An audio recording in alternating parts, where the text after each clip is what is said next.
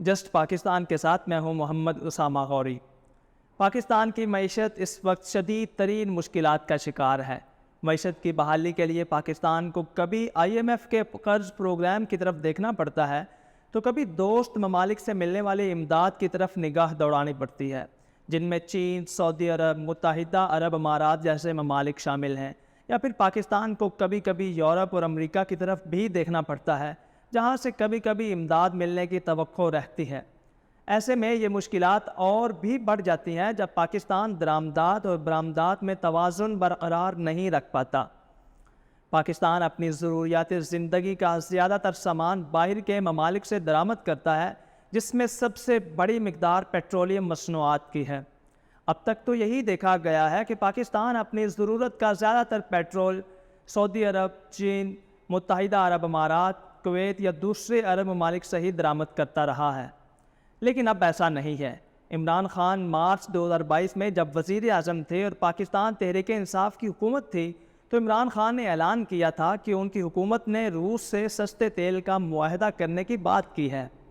لیکن جب عمران خان روس سے تیل کی بات کرتے تھے تو موجودہ حکومت کے کئی وزراء عمران خان پہ نہ صرف تنقید کرتے تھے بلکہ یہاں تک بھی کہتے تھے کہ روس سے جب تیل آئے گا تو اس کو صاف کیسے کریں گے، کیونکہ پاکستان کی ریفائنریز میں اتنی اہلیت اور قابلیت ہی نہیں ہے کہ وہ روس سے آنے والا تیل صاف کر کے اس میں سے پیٹرول اور ڈیزل کو الگ کر سکیں۔ مگر اب ایسا نہیں ہے۔ پاکستان ڈیموکریٹک موومنٹ کی حکومت نے روس سے نہ صرف سستے تیل کا معاہدہ کیا ہے بلکہ روسی تیل کی پہلی کھیپ پاکستان پہنچ چکی ہے، اور امید یہی کی جا رہی ہے کہ آئندہ 2 سے 3 روز میں روسی تیل کی دوسری کھیپ بھی پاکستان پہنچ جائے گی۔ اس حوالے سے وزیر پیٹرولیم ڈاکٹر مصدق ملک سے جب ایک پروگرام کے دوران سوال کیا گیا کہ روس سے سستا تیل ملنے کے بعد پاکستان میں پیٹرولیم مصنوعات کی قیمتیں کتنی کم ہوں گی، تو اس حوالے سے کوئی واضح موقف دینے کے بجائے انہوں نے یہ کہا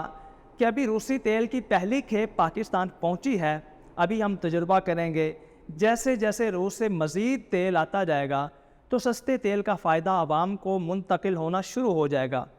اسی پروگرام کے دوران جب ان سے مزید یہ پوچھا گیا کیا پاکستان کی ریفائنریز میں اتنی اہلیت اور قابلیت ہے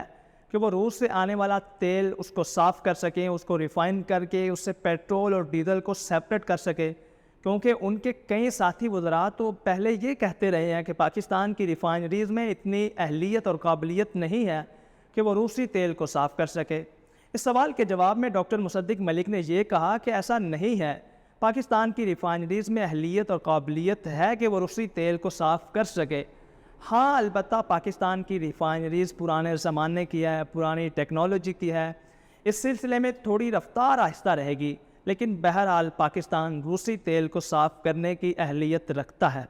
اسی پروگرام کے دوران جب ان سے یہ پوچھا گیا کہ روس سے جو معاہدہ کیا گیا ہے اس کی لاگت کتنی ہے، یعنی پاکستان روس سے جو سستا تیل لے رہا ہے اس کی کتنی قیمت ہے،